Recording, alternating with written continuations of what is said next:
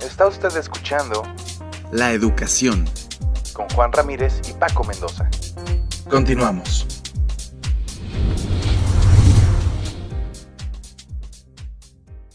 Juan, pues ¿qué te parece? Vamos a platicar con el doctor José Luis García, terapeuta y entrenador de vida. Muy bien, adelante, José Luis. A ver, ahí ya lo tenemos en la línea. José Luis, ¿cómo estás? Buenas noches. ¿Qué tal? ¿Qué tal? ¿Cómo están todos por allá? Ahora sí oigo muchos cambios, ¿verdad? Hasta cambio de voz, Paquito. Pues sí, hombre, es que fíjate que de pronto me empecé a sentir muy mal, me dolía hasta el apellido. Y fui al doctor y me dice que no tengo nada. Y yo, ¿cómo? Wow. No, pues que tienes un mal de origen viral. Y así como entra, así sale, pero ¿sabes qué? Que me siento fatal. A grado tal que imagínate, no tengo ahorita deseos más que de estar dormido. Y lo que me mantiene despierto es la emoción de estar con todos ustedes. Pero pues a ver, José Luis, platícanos lo que vas a compartir esta noche.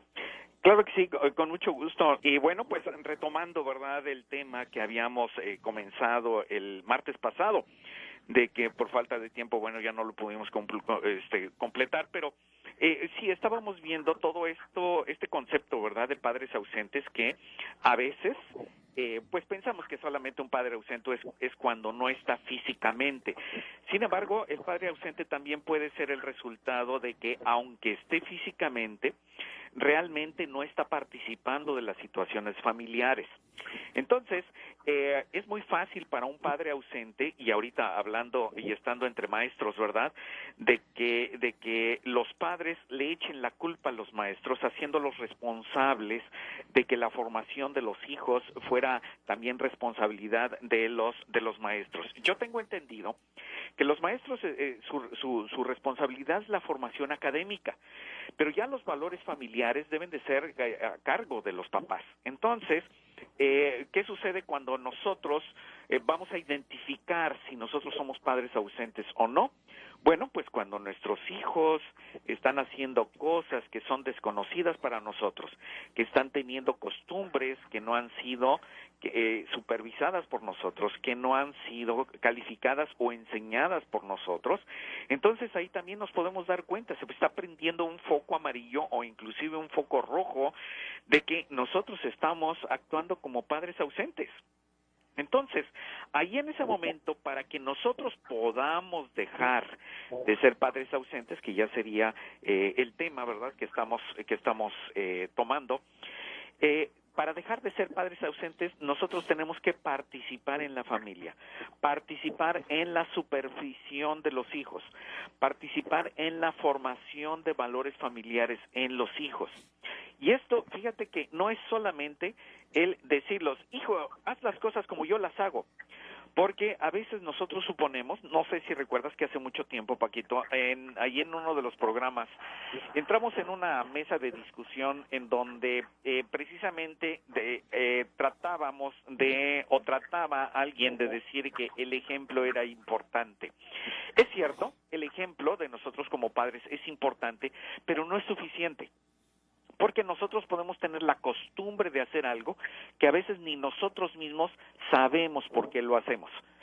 Yo recuerdo una ilustración que damos frecuentemente en las conferencias cuando somos invitados, en la que una mujer, ¿verdad?, hacía un preparado de una pierna de cerdo exquisita, y entonces alguien le preguntó, oye, pues me podrías decir cómo preparas esta pierna de puerco, ¿verdad?, pierna de cerdo. Entonces la señora tomaba la pierna de puerco, la partía en la mitad, la metía en la olla y después le ponía todos los condimentos. Entonces la persona interesada le estaba diciendo, oye, ¿cómo es que tú preparas esto? Yo tengo la duda de por qué partes la pierna a la mitad. Entonces la señora dice, bueno, yo no lo sé, así lo preparaba mi mamá. Entonces dijeron, vamos con la mamá.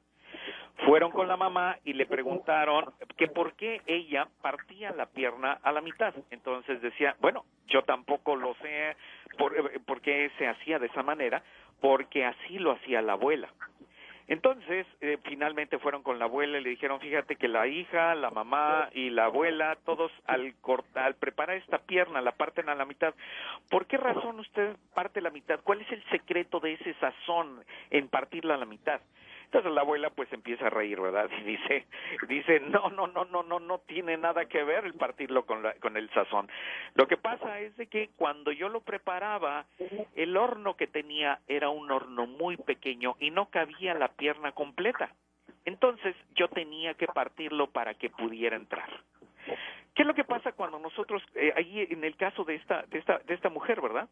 Hacía las cosas sin haber dado una explicación de por qué hacía las cosas. Entonces, por herencia, por ejemplo, o sea, el ejemplo que vieron de la abuelita lo copió la mamá, el ejemplo de la mamá lo copió la hija, y hacía cosas que no sabía por qué las hacía. Entonces ahí nos podemos dar cuenta de un error familiar que a veces podemos hacer. Por ejemplo, como latinos, todo lo hacemos a gritos. ¿Y por qué gritamos? No hay una razón por la cual gritar.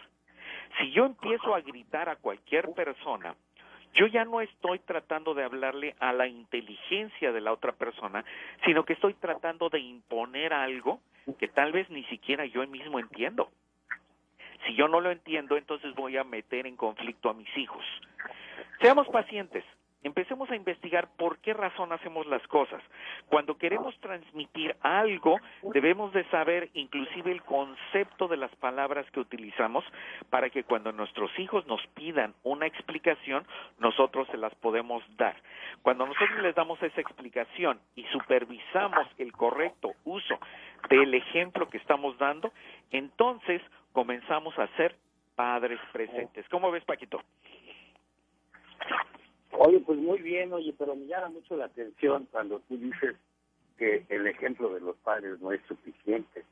Entonces, para ti, ¿cuál es la suficiencia? ¿Cómo se alcanza la suficiencia en relación con eso de los hijos? Exacto, o sea, se viene a complementar con la supervisión, con la explicación, ¿verdad? Y la verificación de que el mensaje se está transmitiendo correctamente. Mira, no sé, tal vez si yo estoy diciéndole a mis hijos, ¿verdad?, que es bueno ser trabajador. Entonces, ahí me están viendo que yo salgo a trabajar, pero yo no les estoy explicando por qué. ¿Cuál es la razón simplemente de trabajar? Bueno, trabajar es producir dinero y entre mejor preparación tenga, va a ser mejor la paga que voy a recibir por mi trabajo. Yo al explicarle esto, entonces estoy justificando la razón por la que él tiene que ir a la escuela, que va a ser la preparación. Y no solamente decirle, tú vas a ir a la escuela, ¿y por qué voy a ir? Porque yo te digo. Porque te conviene. Sí, pero ¿por qué me conviene? Entonces es muy diferente cuando nosotros damos una explicación, no solamente el ejemplo, sino que además damos una explicación por qué lo tienen que hacer, y entonces ellos van a estar motivados por cuál hacerlo. No nada más lo van a hacer porque le ordenaron. Entonces, esto es lo que va a permitir, cuando nosotros ya estamos haciendo este trabajo, ya vamos a tener el papel de padres presentes, padres interesados, padres involucrados con nuestra familia. ¿Sí, Paquito?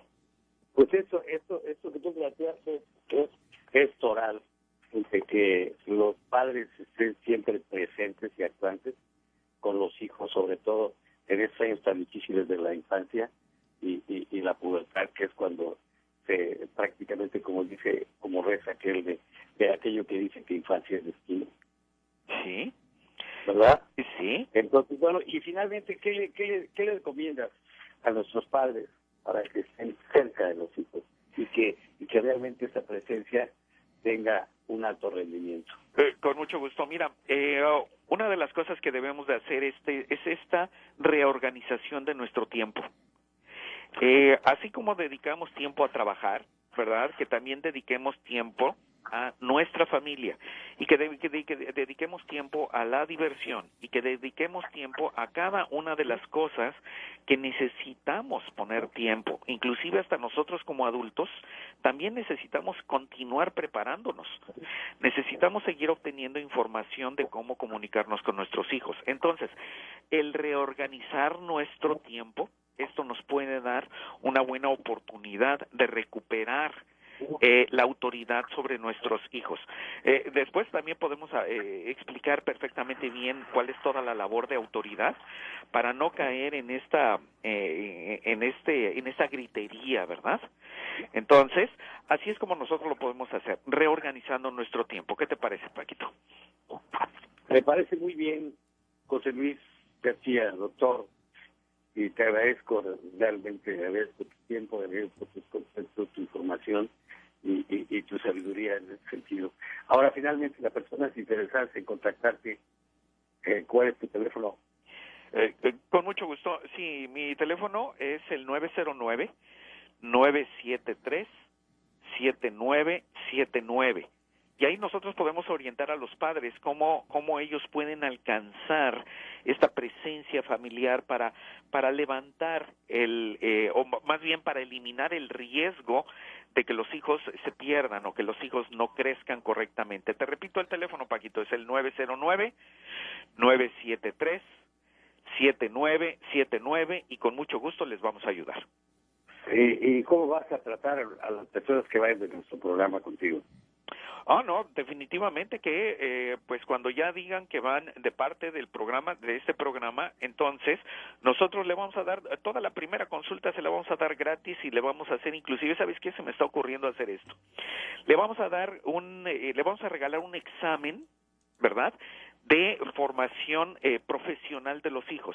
O sea, de que nosotros vamos a verificar para qué área es buena alguno de sus hijos, que nos digan, yo tengo un hijo que está apenas en la formación, entonces le vamos a decir en qué profesión se va a poder desarrollar en el futuro. Una especie de examen de orientación vocacional. Ándale, se oyó más elegante. Muy bien. Te agradezco mucho, José Luis García, doctor y terapeuta. Estamos en contacto contigo la próxima semana. Al contrario, Paquito, con mucho gusto, ya sabes que estamos para servirles y estamos aquí.